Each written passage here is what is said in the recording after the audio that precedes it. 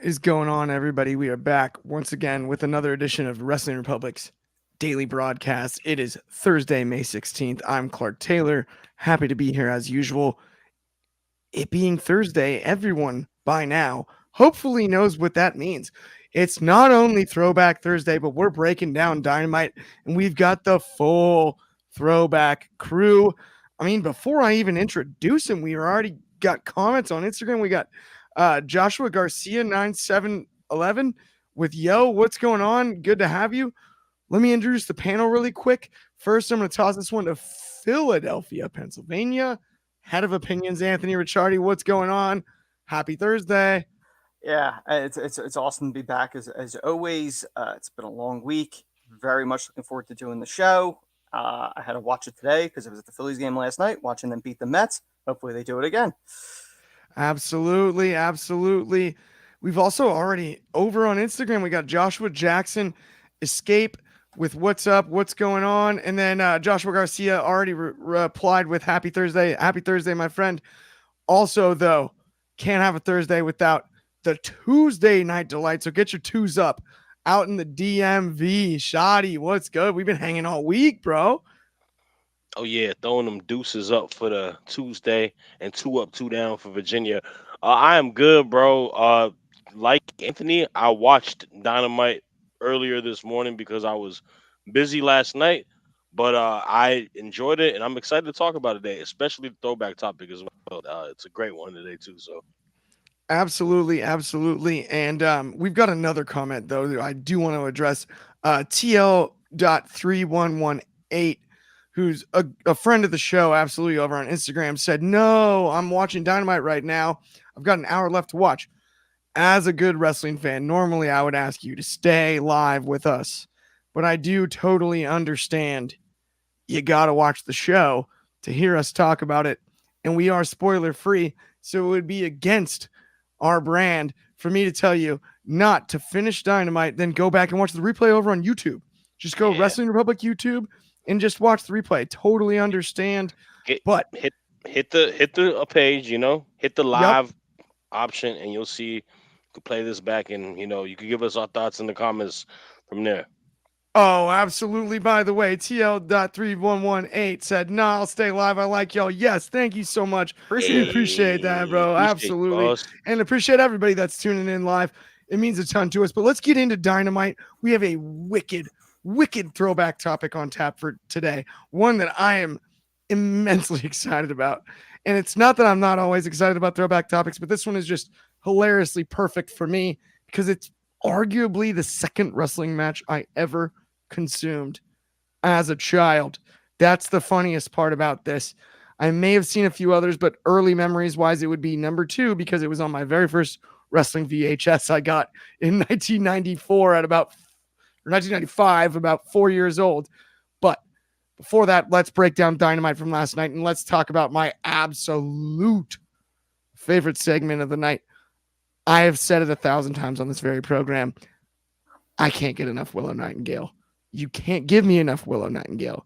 She's awesome. And I think Mercedes Moné is nothing short of sublime. Mercedes with the blue hair, bringing back a more familiar look, I thought was a sweet play. And pre-show, we were rewatching the segment for a second shot. And I said something I probably can't exactly say on air. But one of the most impressive things to me about Mercedes Moné when it comes to a contract signing like this is her face can say bleep you without her having to speak into the microphone while Willow's Yeah, talking. And Willow's delivering some of her best promo work of her career in this segment. The pump handle powerbomb to end it all. I loved this. This is one of the best women's feuds going, and I can't wait to see it. I loved the TBS reference from Willow. hmm I loved so much about this. Anthony, I'm going to go to you first. What were your thoughts on the segment? And are you at least a little bit more excited about this rivalry and matchup after last night's contract signing? Uh, my concern from day one, and we were talking about this prior to Willow winning the title. My concern has been, and still to this day, is that she's a transitional champion. They're going to give the title to Mercedes. They're paying her too much money not to. The thing is, Willow has outshined her every single time. She's been torturing her torching her on the mic every time, and last night was no exception. Mercedes, the high paid talent, but she's not coming off as dominant as she should. So if they do pull the trigger and give it to Mercedes, I think it's a mistake. I think you should keep it on Willow, but I'm very concerned where this is going because I just don't think they're going to have Willow retain against her. I'm hoping I'm wrong.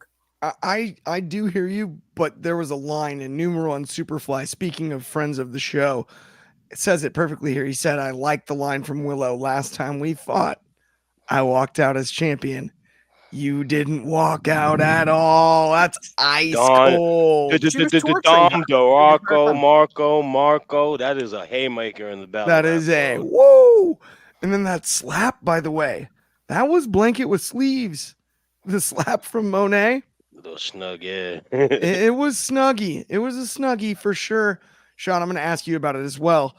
Do you have the similar concerns as Anthony does about the direction of it? Or are you just more excited about the match? What are your thoughts on the rivalry as a whole, as well as the TBS title picture? I am optimistic for the direction of Willow Nightingale, and I think a lot of it is kind of ties to what Anthony is saying. I think Willow has excelled beyond everyone's expectations going into this feud. And if there is any time to pivot, let's pivot now because she has showed her worth and she has showed her star power. I said it last week. Maybe next to Cody Rhodes, I don't think there is a better babyface wrestler in professional wrestling right now than Miss Willow Nightingale. She is just a big ball of energy. She just makes you want to root for her. Like there's no not rooting for her at the end of the day. And again, like she has been one up her on the mic. And I thought last night was the best testament to it because I thought both of them were on their money last night. I thought that was one of the best um contract signings I've seen in a while.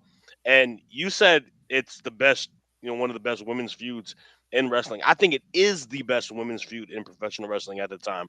Um, let's break it down like this. Mercedes Monet, she is best built as a heel. And the reason I'm loving the storyline a lot is because there's two parallels that I see. The first parallel, very similar to her and Bailey's feud in NXT, where Mercedes is a showboat, snobby, playing that I'm better than everybody kind of persona that she kind of had, like she was the boss. I know she's the CEO now, but she was the boss. And Willow is the, white meat baby face, super positive, super lovable. The second parallel, it was very similar to Bianca and Sasha Banks contract signing, when she was going into the feud leading them to WrestleMania, right? Where she was antagonizing her, saying that you're new here, you're not the vet, I'm far superior than you in the stature of being a star, as well as doing this, that, and the third outside of wrestling. And I think it's a beautiful blend how she's able to kind of tie those great storylines into this one.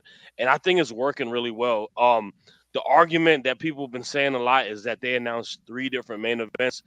This should be the main event at Double or Nothing. This is one of the best built matches that we've seen in regards to storyline. There's a chance that it could go either direction, right? There's not Yep. a really, you can make a case for Mercedes winning, make a case for Willow winning. And it's just the fact that this is your big investment's first match coming back in to wrestling as an AEW wrestler. And some people may not like Sasha Banks as a talker, Mercedes Moné as a talker. They do like her as the wrestler because she shines when it comes bell for bell. So I'm loving it, bro. I think it's phenomenal, and I don't know what direction you could go because I would like to see Willow retain because that'd be a good pivot. But you could also make a case, like I said last week. Why not Mercedes take Chris Statlander from her, right? Have the turn, win this time, and then we get to round three because Willow won the first time. Let's say Mercedes wins at Double or Nothing, and Willow wins at the third time, right? And capitalize, generate, and make your star. Because at the moment, I I don't care what nobody says. I know everyone loves Tony Storm. I don't think there's a better women's wrestler on that roster than Willow Nightingale at the moment. and Ooh, I I love stand by that that. call. Hey, I had her in my top 10 pound for pound for a very good reason because she deserves it. I think she's that good as well.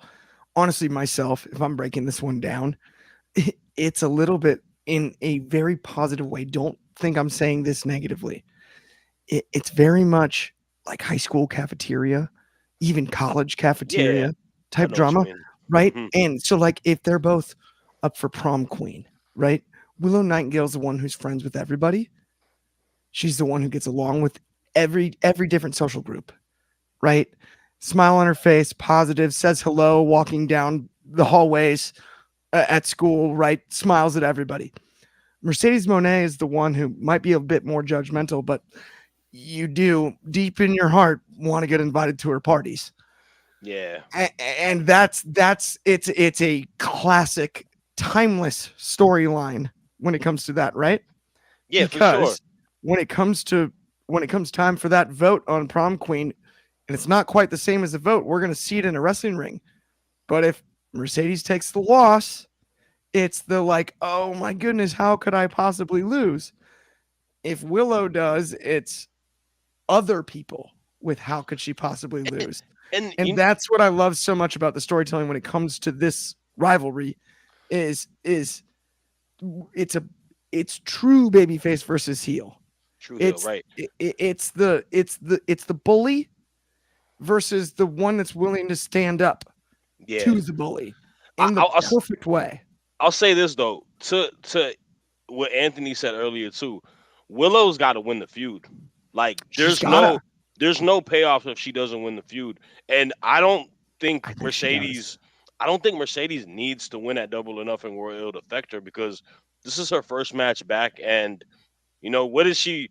I mean, honestly, what has she done to deserve this title opportunity within kayfabe? Besides being who she is, she hasn't deserved the opportunity off of like you know She hasn't done grinding anything it in out. AEW. The only Yeah, other she hasn't thing done I anything in will say AEW. though is, and don't rule this out because sometimes you got to disappoint to give a huge payoff. I actually would not mind a title change. Mercedes goes over. We're really disappointed. Willow carrying the title as a babyface is so mind-numbingly impressive to me. But how about on the chase again against Monet? If she Yeah, gets robbed somehow, yeah. that rubber match, That's what. match. Yeah, that's what I was saying. Like I think that's the third time. Like they Willow won in Japan. Monet wins at Double or Nothing. I think that's what we're gonna go to if I had to make a guess because I like that. I think this feud has more meat to the bone. And I said it on Twitter yesterday too. It feels like the TBS women's title is more prestige than the AEW women's title. I mean, it's just a matter as of late. Like the last time I felt like the AEW women's title felt prestigious is when Britt had it. After she lost it to Rosa, which was a great moment, it kind of lost because Rosa had I to can't relinquish lie it, though. The and it timeless one. trickled down. I got to give Tony Storm credit though for the work. She's been great. You're only She's a as good as your challengers. Serena Deeb is not a legitimate, like, no one's looking at That that. one is And difficult. I agree with no you. one's looking at that going, this is a great challenger. And the Diana match underdelivered. So undelivered. she's had problems in that sense. The Yeah, challengers haven't worked. and the character outweighs the title reign. That's the other thing Yeah, The too. character's over, not the belt. it's Yeah, true. like if we're talking about a storyline, like the money storyline is when her and Mariah May eventually feud, and I think that's gonna be. And that's not me. Like I'm saying the title Yeah. and how No, it's it's booked. I mean, understandable. I I hear where you're mean coming more from so how it's. 100%. Yeah, I mean more so how it's booked, not the wrestler. I think the wrestler is phenomenal. I think Tony Storm is like this is the good big two. We had Britt and Thunder Rosa as the big two previously. This big two can kind of go neck and neck with that big two at the time. You know? Absolutely. Okay, wait. Before we move on to our next topic, though, I'm so sorry. TL.3118, who stayed on despite simultaneously watching the second hour of Dynamite, and I appreciate that. Great comment here. For a subplot, can Statlander turn on Willow due to the title envy as well as the best friends breaking up? That's what's gonna happen. That's Oh, what's I think that's kind I of tied to what I was like. saying. I could see that happening for that very reason because I think Statlander's best bet is to go heel as well. I think she's Yeah. kind of lost the glimmer of being a babyface. Like that's a person that honestly kind of had a short end of the stick returning because they just threw the title on her and kind of ruined the prestige of the title in a sense when Jade had it for all this, and then you Yeah. had Statlander just win it out of nowhere, She like in a just very came in, destroyed her, and then they didn't do anything really with it. I mean, Totally. Yep. All right, guys. Let's move on to the next topic, Mhm. though. And I've got bad news, not to be bad news, Barrett, but the boss, Ben Allison himself, joined over on Instagram. So we got to be real tight here. I'm kidding. Shut up, Ben. Thank you for joining. You're the man. Let's talk, though, about Jeff Cobb and Kyle Fletcher cosplaying essentially somebody else. I don't know who Kyle Fletcher is. I don't understand. Is he Kip Sabian? I don't get it. Is he? What is Kyle Fletcher? I've never understood it. a blonde Yeah. white dude, right? He's generic jobber with blonde Yeah, hair. we've got former Olympian Jeff Cobb and Kyle Fletcher as Kip Sabian against John Moxley and Bryan Danielson. Anthony, I'm gonna ask you about this tag match. Moxley and Danielson understandably get the win, I would Mhm. assume. Do you think Fletcher busts out the brown paper bag next week, or am I the only one that just does not understand Kyle Fletcher? No, I don't see anything in Kyle Fletcher. I legitimately don't. But Jeff Cobb I've always liked. Jeff Cobb very much reminds me of a young Samoa Joe, and he always has. It's a shame that he really hasn't done much other than disappear in New Japan, and unless you're watching it, you don't even know. This was such a jobber match. Like looking at it, you're like, okay, they're pulling out Kyle Fletcher out of Ring of Honor Purgatory. Jeff Cobb, I guess, on loan from Japan to take on the IWGP champion and one of the members that's going to be in the main event or Anarchy in the Arena. I'm assuming that's the main event of Double or Nothing. Gee, I wonder who's going to win this match. Obviously, Fletcher took the loss. The only real negative that I had, I mean, I did love the opening, how it was chaotic. I love that. There were different points on the outside where, like, Danielson's, like, manhandling Cobb. Cobb's like a brick house. Like, he shouldn't just be thrown around the way Danielson was doing. That would be my only complaint with that. Fletcher ate the loss, as he should have, because legitimately, I don't even know. Does he still have the Ring of Honor TV title? I don't even know at this point. Like, it's a worthless title, and honestly, I get nothing out of him. So it was what it was, but you kind of knew before even the bell rang. You're like, gee, I wonder who's going to win this. Like, you knew. It was not the best match of the night. Yeah, it definitely seemed a little brainerish. I thought it was funny because Shad and I were talking about it too when we were watching it. Sometimes I like the extended entrance music, but when they had to loop Brian's song again for the start of the match was a bit much. The problem is they're probably going to do the same thing with Anarchy, because then they always do that. They'll play. It's kind of a preview. That's what they did at the last Anarchy, and it's that's what like, I'm saying. So yeah. you just since Moxley's not in this thing as of now, so you're not going to play Wild Thing, but you're going to either play Danielson's music or the Succession knockoff music of the Bucks. Oh gosh. Nah, I don't. I love Succession, but still, It's a great show. There's no knock on Succession. Not on this show. It was cool they did it the first time, but yeah, it happening last night was kind of like I was just like, why is it? For a moment, I thought like somebody else. I thought you double played it on your tab, right? Yeah. I was like, wait, never mind. They're just playing it over again. No. It very much felt like the button got stuck. No, when you could like hear when you could It hear did. it be re-looped, but like fast forwarded so that it didn't play the intro again. Yeah. Like it was just like an awkward, like Yeah. it was awkward. It was Mhm. awkward, but what's not awkward is our friends over at Next Level. Let's talk about Next Level really quickly. Go to nxconnect.me/Western Republic. All of our content across all platforms linked in one place. It's super easy, no gimmicks, tons of giveaways. $100 gift card to WWE shop given away. 2 tickets to Mania given away. 2 copies of the WrestleMania edition of WWE 2K24 given away. It's all free, easy to sign up. super user friendly, and it's all linked in one place. So if you like wrestling content, it's a thriving wrestling community, and it's a fun place to check out. Free to download, no gimmicks, no nothing. Good friends over at Next Level. Check them out. Speaking of things to check out, Christopher Daniels has been checked out of the AEW hotel. Yes. By the Young Bucks. They took his key card, they handed him his bill, and they said, I hope you had a nice stay. They came across very polite. One thing that came across very impolite during this segment was, of course, Jack Perry dumping the good old, was that an energy drink of sorts? Some sort of Whatever the rival of Prime is, I'm assuming that's what It's it the is. other ones, It yeah. may have been. Maybe a It may be Woo. Woo. Yeah, it's a Woo energy drink, huh? That Woo might. energy. He might need to watch out. If I'm Shivani, I might want to go to the urgent care after that because He's probably still I don't trust any caffeine's- chemicals in a Ric Flair energy caffeine's drink. probably entering through the pores in his scalp. He could have Poor been guy's probably electrocuted. still A hostile awake. work environment. Yeah. I mean, Feared for his life. it's brutal. Shivani's the man, though. Shout out Tony Schiavone. I'm a huge Dude. Schiavone fan. Yeah.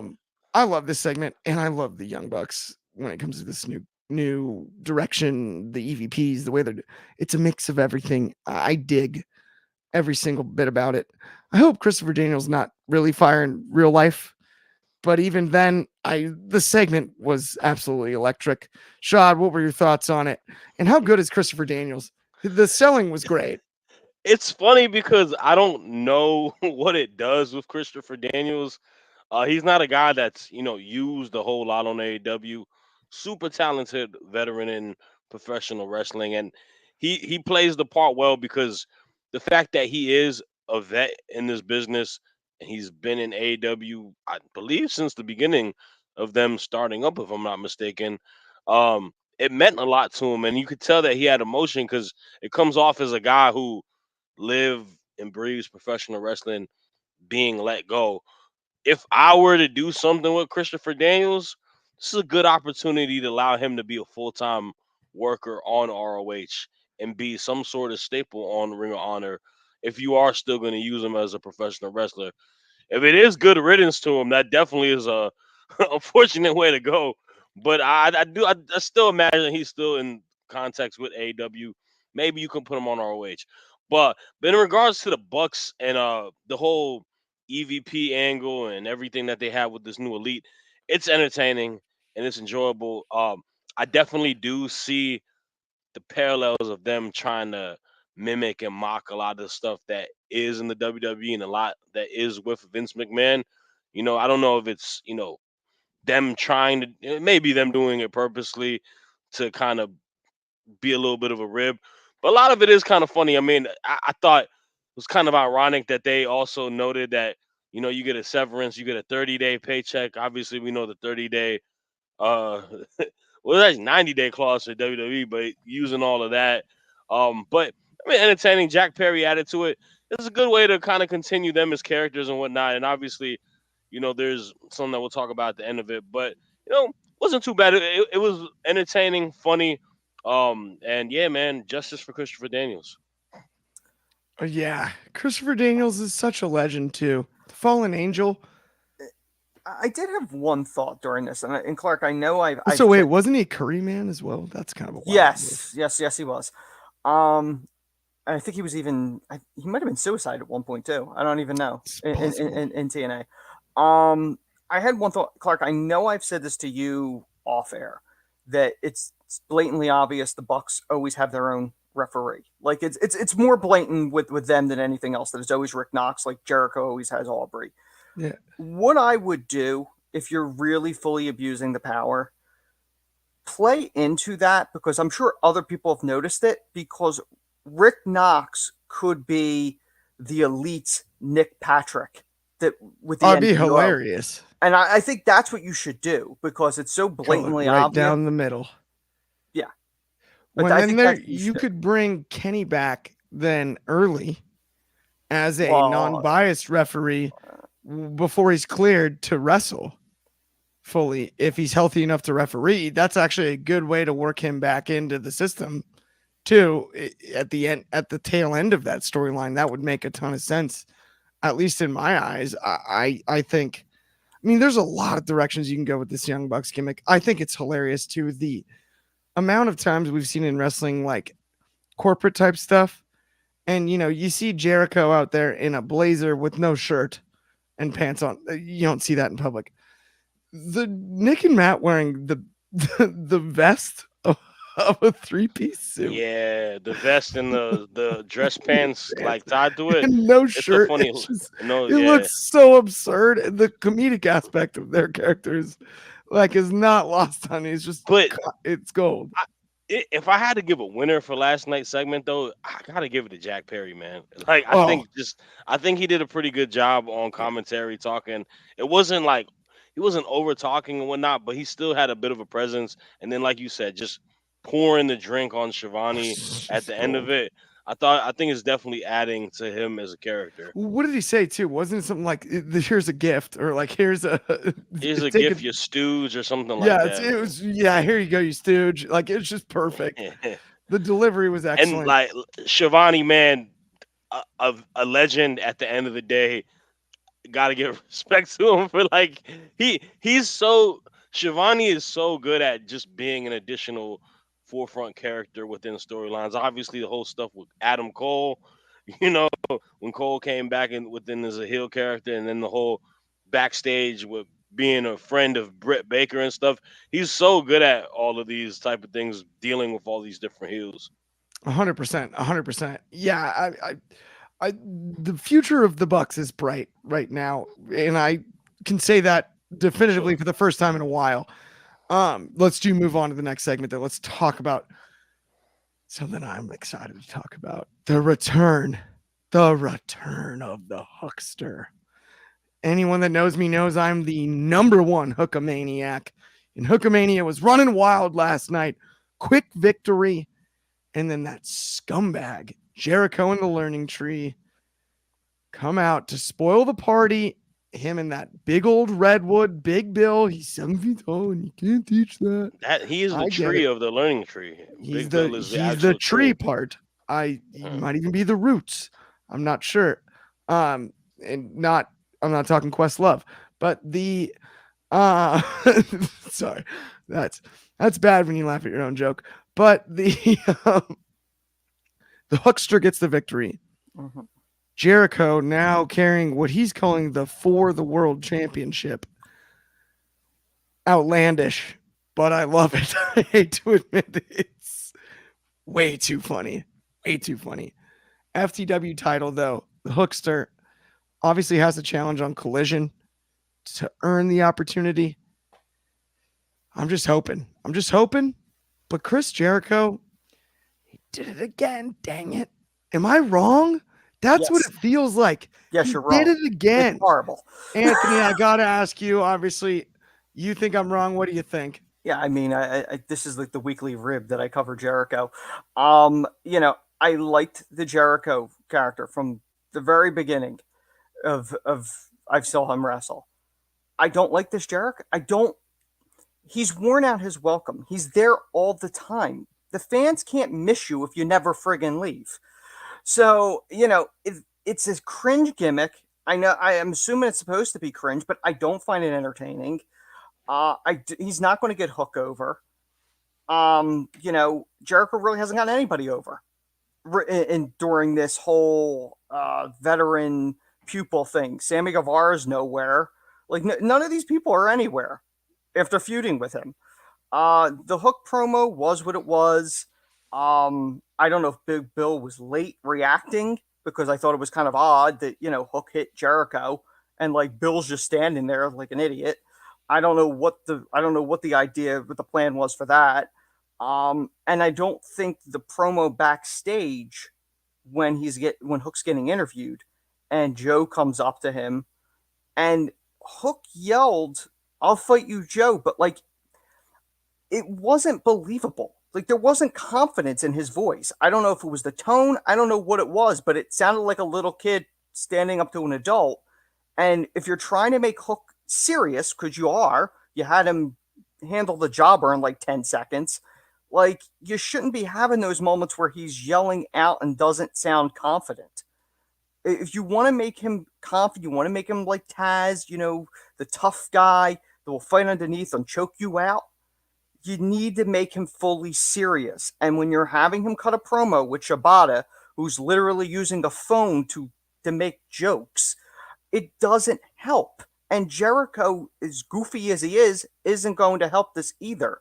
You need to make Hook a complete badass. That's what you really need to do. You need to make him tough as nails, choking people out, and not doing the kiddie stupid stuff with Jericho. Well, I get what you're saying. I think you're attacking this from the wrong angle. I mean, the Hookster has a nation of Hookamaniacs behind him, and it's really Hook giving Jericho the rub in this scenario that Jericho needs to return to his previous glory. It's just right there in front of us, obviously. The Hookster. I'm not drinking the Kool-Aid. Absolutely. He's absolutely giving Jericho the rub, the hook rub that Jericho needs to get to that next level, right? You can't even get through it. You don't even believe it. Can I be the median here, right? Let me just be the median. You can't even cover your own lie. It is bad that I want Jericho to go over in this feud because I find his character funny in a sense because it's just bad comedy and he's very outlandish. But to Anthony's point, this is actually detrimental to Hook, in my honest opinion. If we're being upfront, it is detrimental because he doesn't need to be in a goofy, silly gimmick, and he doesn't he needs to be like the Joe stuff was a good start for his being able to transcend into the years. So I do agree with that. It's a step backwards, Jericho. He was going the right way with Joe.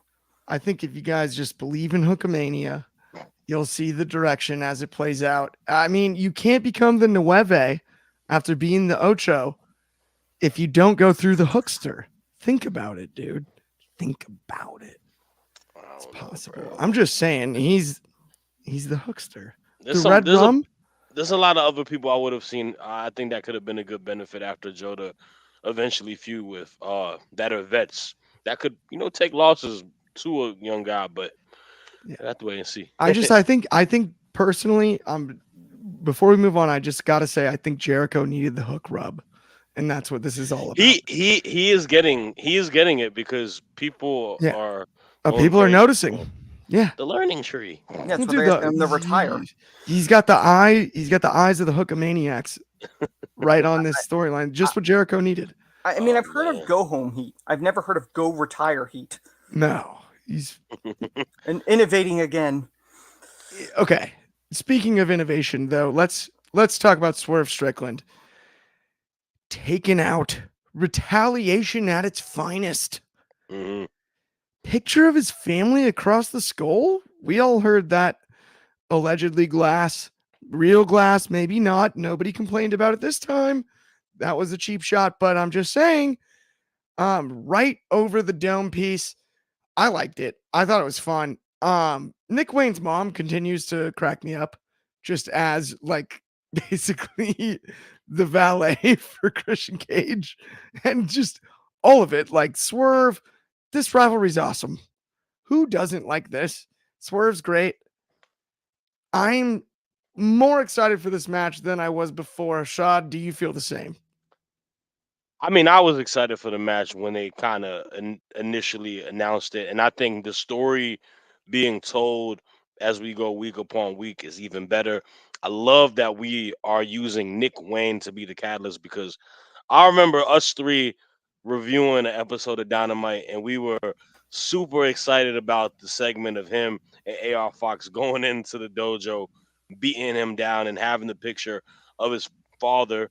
And it kind of being a play off of that and having Swerve's kid, obviously with how Christian is being the guy who takes the digs at other father figures and whatnot. I thought it was great. The match was solid. This is the only thing I gotta say, and this is it may be minute, it may be a big criticism. Swerve is the AEW World Champion. He is supposed to be the face of the entire promotion at the moment, and it feels like his storyline is maybe secondary to third going into this pay-per-view, and you can even play off of it with time slots of when his segments happen. The champ should be closing the show, or the champ should be opening the show. He didn't close the show last night. He didn't open the show last night. He didn't start off with a promo the night after he got his championship after the pay-per-view. Like little things like that takes away for who your world champion is. And that isn't something I like at all. It's something that's a little irritating. And I know we have the EVPs running the show and that plays its course to it. But man, you still got to have a lot of time allocated for your world champion. I don't see a reason for him wrestling every week, too.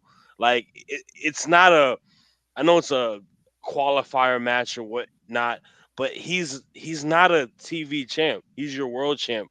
He should be a little bit more renowned to it. I'm not saying he got to be like Roman Reigns, right? But he doesn't need to wrestle every week, and he should be given time for his feuds because this is a good feud, and these are two guys who should be, respectfully on the top of the card for who they are, as well as a story built to it. So that's kind of my big issue with it. It can either be big, it could be minute. I don't know how people will take it, but that'd be my main criticism. But regardless of that, everything is being built up beautifully. Christian is elite heel. Nick Wayne is looking strong with being his parallels to it. And yeah, Mama Wayne, I mean, she's one of those women that just stands tall and has that presence. And Mama Wayne and Kristen, man, I love their sense of fashion. I think they look like really snobby people that'll complain at a coffee shop because you didn't, put enough pumps of turtleneck and a houndstooth coat. You're kidding, right? Like houndstooth.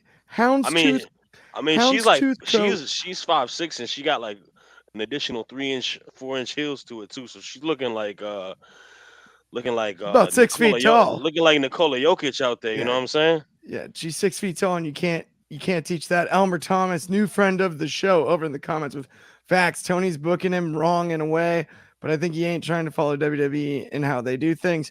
I like that take. I agree. Sometimes you gotta do a little different. No. It has nothing to do with WWE. A world champion is a world champion. That goes for any promotion. No, I agree with you, Sean, on that too. To Sean's point, it's what works. It adds prestige to the wrestler. It adds prestige to the title because they are viewed as a big deal. If you're in the middle of the show as the world champion, it doesn't have the same cachet. That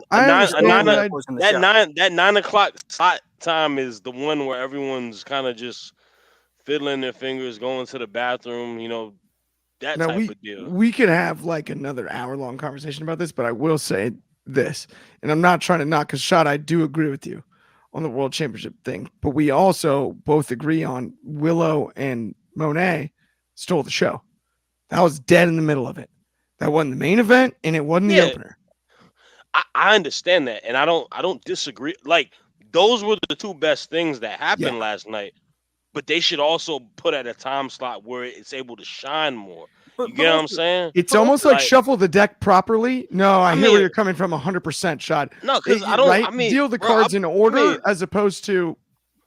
But also, what did we talk about? What did we talk about? What did we talk about earlier? I don't care about Kyle Fletcher and a dude who's not in AEW. Like, respect to them, right? Kyle Fletcher technically is an ROH talent. Cobb is talented, but he's not an AEW wrestler. I don't care about that.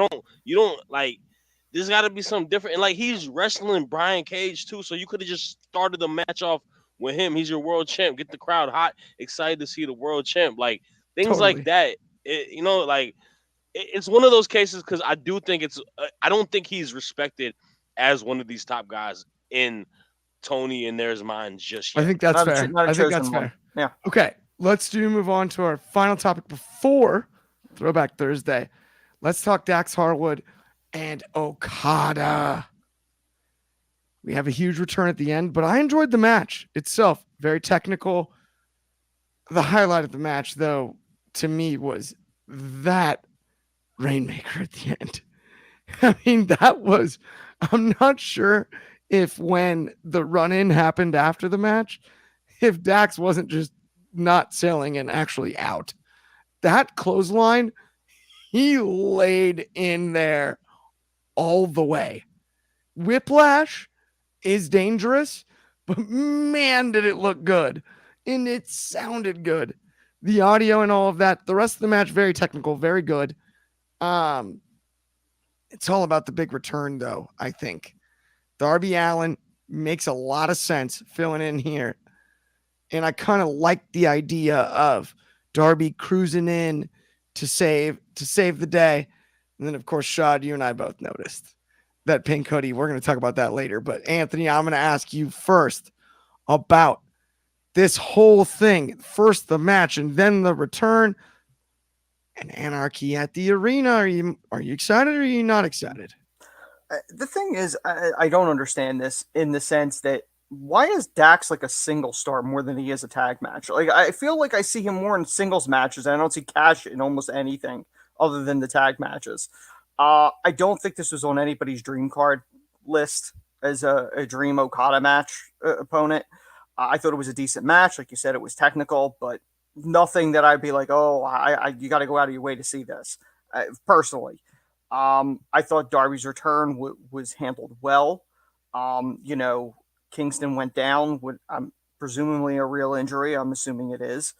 And oddly enough, he gets replaced by a guy within the past 2 months, broke his foot, broke his nose, and was hit by a bus, which sounds like a wrestling storyline, but it's not.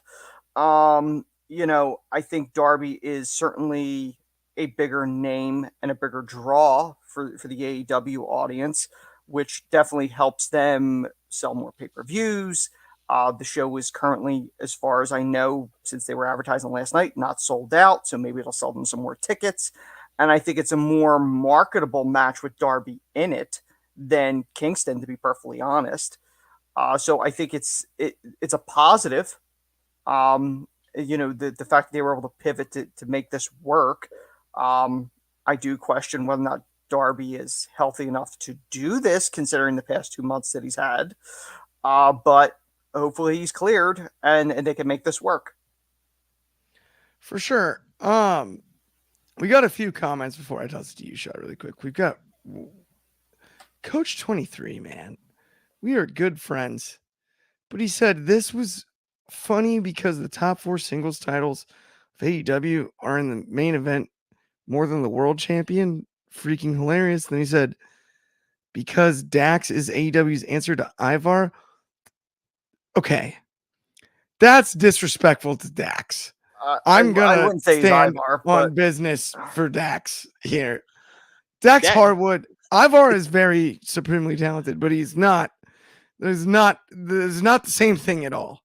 No, man. Coach 23, you are a great friend of the show, and I love the Viking Raiders. Man, the Viking Raiders Viking Raiders are nowhere near FTR, and I like Ivar a lot. I think he's a substantial professional wrestler. Okay, he's not lacing Dax's boots in the ring wise. Yes, yeah, he's fun though. This comment I found interesting though from Elmer Thomas. He said the match was good, but you could tell they had about 4 missed cues in the match. That is one thing I did notice, and I'm wondering if that's a language barrier issue. Honest to goodness, because of the way the match is called, Dax has a ton of wrestling experience, not necessarily a ton in Japan. And yes, he's wrestled in Japan and he's wrestled Japanese wrestlers, but it's a different adjustment. Maybe there was a few miscues because of that. I'm not totally sure. TL 3118 said over on Instagram, shouldn't Darby be going after Jay White instead? I don't know. Jay White wasn't on last night's show, but that's a good question. But that we've got stuff to get into. It's carryover with the Bucks and Sting, so yeah, it does make sense from a storyline standpoint. It does make sense. I gotta ask you though, Shotty, on it. Let's talk Cameron and let's talk about that pink hoodie. Oh yeah, let me pull up the meme that I created earlier today. Follow me on Instagram if y'all haven't already. But yeah, he had the pink pink jacket looking like Killer Season. I thought it was funny. I thought it doesn't look like he would wear that normally, but it was something funny to me. Uh, man, I don't know. It may just not be as much as my cup of tea, but like the match did feel slow at times, and I can definitely see what Elmer's talking about. There may have been some miscues, but it wasn't a bad match. It was well wrestled. And we're building to this anarchy at the arena. Now, if you ask me, am I excited for it? I'm gonna be excited for it because I like these matches most of the time. They're fun, a lot of chaos, and you have a lot of guys who are gonna do wild stuff, especially the king of wild stuff, Mr. Darby Allin. I fear for this child's life, man. And I say child loosely because he's probably around my age. But I fear for this young man's life because he puts his body through the ringer, and him coming back so quickly after getting injured at the last Revolution pay-per-view, not being able to climb Mount Everest, and getting hit by a bus is going to wrestle. We watched a bit of it after. He said he's not even 100%. I worry, man. I want him to take care of his life. I want to take care of his body, but it's a good addition. It does make sense in character wise, and it feels more Team AEW because Darby is one of these guys that if gun to my head, who are people you think that are the faces of what an AEW wrestler is? He's one of those guys because he wears the company on his sleeve. He's been there from the get go, and he's just it feels right. So it should be entertaining, but it's not a match built storyline wise where I'm like thinking main event. It's probably going to be the last match because it's going to be so chaotic, but it's not a main event weighted match, and that's kind of why I'm a little, eh. I understand why it closes the show because Darby is the big return coming back as the last person. And also, before we head off of this topic and go to Throwback Thursday, prayers to Eddie Kingston, man, because Yup. him not being in it is something that makes me super sad. I feel gutted that he's not having an Yeah. opportunity to wrestle in this match. I think Eddie Kingston is one of the most underrated guys in AEW. It sucks, bro. Like I feel like he was at the top of the mountain, went through the Continental Classic, lost all his titles, now taking a major injury, leg injury for his match with Gabe Kidd at New Japan. It's gonna be rough for him. I hope he's able to recover and we can do something good with him when he returns. But yeah, Totally. Okay. Let's get into Throwback Thursday, though. It's Thursday, as promised. I'm so fired up about this topic. We have Razor Ramon. And if you're familiar with mid card open challenges, Chico. $10,000 on the line open challenge. And we've got this little punk kid, the 1, 2, 3 kid. On the other side of it, the ultimate underdog story, Sean Waltman, 1, 2, 3 kid, X-Pac, 6, whatever you'd like to call him. 1, 2, 3 kid gets the job done. Upsets Razor Ramon, our resident historian, Anthony Ricciardi. Bro, how about it? 1993, it was wild.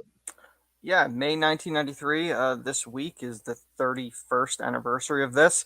I'm not sure if it was for the 10,000. I'm not sure about that, but I believe the original was. it was a match Razor Ramon against Sean Waltman at that time because he kept changing his name was Lightning Kid. It's a short match which is on YouTube if anybody wants to watch it. It's like 2 minutes and 35 seconds. Razor Ramon's dominating the entire match. Razor goes into the corner to go after Kid. Kid moves. It throws Ramon off a little bit. Kid's able to get to the top rope, do a moonsault, quick 1, 2, 3, and wins. That's how he got his 1, 2, 3 name. In real life, Sean Waltman was a member of the Clique with Scott Hall, Kevin Nash, Paul Levesque, and Shawn Michaels. And they would do a series of matches. The second time they would face one another, it wouldn't be a clean finish. Shane Douglas would interfere and help him. There would be a third match where Razor would win multiple times because Kid refused to give up. And it helped elevate Sean Waltman because at the time, Raw was pretty much mostly squash matches to get the bigger stars over. So this would be the equivalent of Sean Waltman pulling this upset over Razor Ramon, the equivalent of Tozawa today beating Drew McIntyre on Raw. Like I mean, even nameless Tozawa's got too good of a resume. Like, yeah, but he's pretty much treated as a joke. Like, true. He's not. When was the last time he won? Right. So that's how it would kind of be. It would kind of be like a nobody beating a somebody. And obviously we know Sean Waltman would eventually go to WCW to be with the NWO and his buddies Hall and Nash. The sixth name comes from 1, 2, 3 added together, gets 6.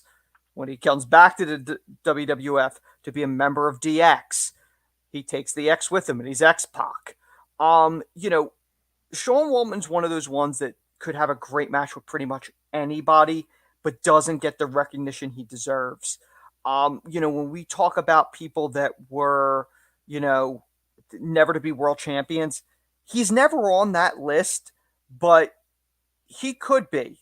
When you look at the people he's worked with and the matches he's able to put together with, in a lot of ways, if you can't have a good match with Sean Waltman, you probably can't make it. And I think it's been said, Sean was kind of the measuring stick with a lot of talent. Like, if you couldn't work a good match with him, I don't know if you're gonna still be there the next day. Like, Sean's one of those talents, and this is one of the most iconic moments of all time in Raw history and wrestling history. Probably one of the biggest upsets of all time.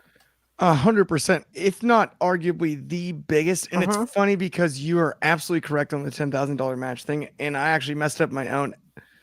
I had an intro thing planned in my head and got twisted up. It's 2 matches. It's 1 month later as the $10,000 challenge. That ends in a double count out because Waltman steals the bag of money. Which is the second match I ever saw in professional wrestling as a kid, because I've got my VHS here. My mom bought me on my first sick day as a kid, and that's the $10,000 challenge match. It has both on it. So they show you the replay of the initial win, and then they show you the $10,000 match. Clark, where I got confused, but they're a month apart. Clark, is that the one with is that the one Dean Douglas interferes? Is it that one? No, this one is, so the matches were a month apart. One was in May. This one, the second one was in June. They showed the May match, even though on the back of the VHS, it only tells you that you get the $10,000 match. But the first match was so short that the upset is shown on the VHS it's only tape. 2 minutes, and that's how I saw it. I was 4 years old at the time, by the way, to be clear. But we got a bunch of comments about it too. And Coach 23 with great history. Yes. That's what I was called the Lightning Kid. He was Lightning Kid in that match, but he changed his name several times. I mean, he went as simply as the Kid at one point too. Yes, and then Elmer Thomas had Mr. Toothpick Man, Razor, and 1, 2, 3 Kid at 18 years, the biggest upset in in WWE history, UFC history. Jeez, what am I, Joe Rogan? March 76. We've been missing you, man. Good to have you. Scott Hall loved to elevate younger guys, which is why he recreated this a decade later with the young Tanahashi in Japan. Yeah, totally makes sense. He did it with Jericho too. On this cracked me up from Coach 23. If Tozawa beats Drew, he can change his name to 1, 2 Tozawa. I think that would get him more over. LOL. That is funny. That is absolutely funny though. But Sean, I gotta ask you about your memories of the 1, 2, 3 Kid, Sean Waltman, the big upset, what it meant for the industry. Because, by the way, Anthony, you broke it down perfectly, but we can't forget this led to basically like the curtain call down the road. Eventually, This is the birth of the Clique. Working with themselves, and so your memories of this match and this upset. Yeah, I mean, like you said, this is a match that is kind of, in a way, been a formula with booking in a lot of other senses where, you have the underdog, a young wrestler, getting a miraculous win and surprising people by it. And it's a testament, like the people in the comments saying about Scott Hall, Razor Ramon. He's one of those guys that was so good at his role as a heel, where it only makes this moment a little bit more sweeter to it. And it's just off the fact that it is a guy who's a kid at that point, right? 18 years old at the time, getting a miraculous victory like that, and you know, put the gas on the pedal for Sean Waltman's career. Uh, Sh- Sean Waltman, X Pac, 6'1", 2'3" kid, the man of many names. He is one of the most underrated professional wrestlers, in my opinion. He's a guy that's always played.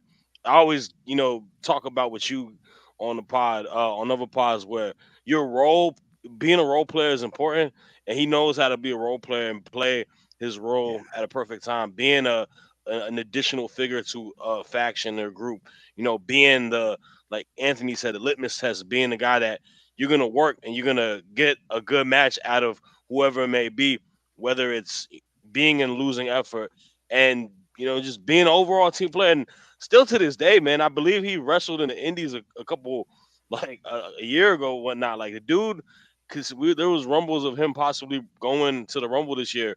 He's He's a back. guy who's, yeah, man, phenomenal guy, man. Like real good doing the business, man. I have all positive things to say about Sean Waltman. I would love to see him in some capacity make. I see RVD back. Like I would love to see Sean Waltman wrestle on a promotion, whether it be like a WWE, AEW, whatever it may be. It'd be cool to have him back. But he's a great dude, man, and then his podcast is really good, by the way. He got a lot of good insight with his mind too. If y'all haven't listened to that, I'm totally with you, Sean. And I'm glad you mentioned that about Waltman too, because he had his demons, he had his struggles through his mid yeah, career and everything, and like people used to rest in hate peace to him too, man. China Fans used to hate and him too. everything. But Mhm. like the end of the day, it was cool that he overcame a lot of his issues. His insight is excellent. His mind for the business is excellent. I really do think that he can. I don't think it's possible to see him like in WWE or maybe or even AEW. I could But see him in a like Rumble. for example, it's interesting because it's one of the worst video games ever. But like he was in they had the Razor moment in the storyline on the My Rise and the worst WWE game ever in 2K20. But I just thought that 2K20. was a defining moment. It was cool to Yeah, have Waltman back in the game, right? Like, Mhm. and I think he deserved it with his comeback. Coach 23, before we go home, with a great comment here. He goes, redemption for me for my tax comment. You're all good, Coach 23. You're the man. Thank you, as always. And then March 76 with Sean Waltman was around for both WWF and WCW at their hottest points, too, during the NWO and Attitude Era. I honestly don't know anybody else who had an impactful debut in both He, he during the key era he was a in catalyst. a way that he did. He's literally the only one to be a member of the NWO, both the WCW original version and the WWE one, and be a member of DX. Absolutely. Elmer Thomas, just to be clear, he does not have a child with China, but they do have a video. The you sorry, gotta say all that, bro. We got this close to not referencing that. history, we had it. And then Jericho's in his book Redacted told him that if you can't have a good match with Waltman, you're not a good wrestler. That's a great quote Mm-hmm. from that book. I think Sean Waltman is all time. And Mart, I'm way ahead of you. Turns out Sean Waltman can cut the mustard. Remember, he had that mustard diet in 2K20. Ah, Absolutely. With that, though, that does bring us to the end of the show. Thank you so much, as always, for tuning in. On behalf of me, Anthony, and Shad, stay tuned. We'll always be back with Throwback Thursday at the same time. If not, we'll see y'all tomorrow. We appreciate it so much. We appreciate you all so much. Elmer, no worries. No, my bad at all. If you haven't liked and good. subscribed, please do. But I'm up against the clock here because Instagram only gives us an hour. So we'll see everybody soon. Talk to everybody tomorrow. Have a great Thursday night. I'm going to go watch some hockey and maybe even some hoops.